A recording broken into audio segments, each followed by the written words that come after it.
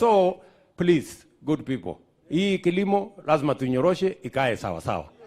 Hatuwezi kuendelea kuagiza chakula kutoka nje na wakulima wetu wanahangaika, wamelima miwa hakuna mtu ya kununua, wamepeleka kwa factory hawajalipwa. That is not going to go on. Ama mnasemaje? Nasikia mjamaa hapa anasema barabara.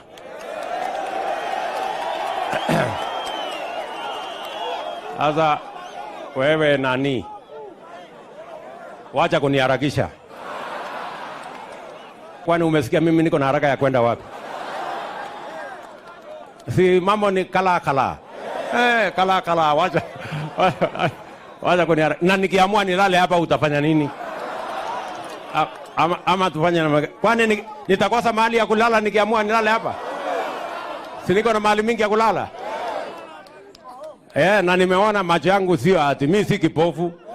Hata nimeona maneno namna hiyo. Sasa wacheni. Tumekubaliana? Hiyo ni ya pili.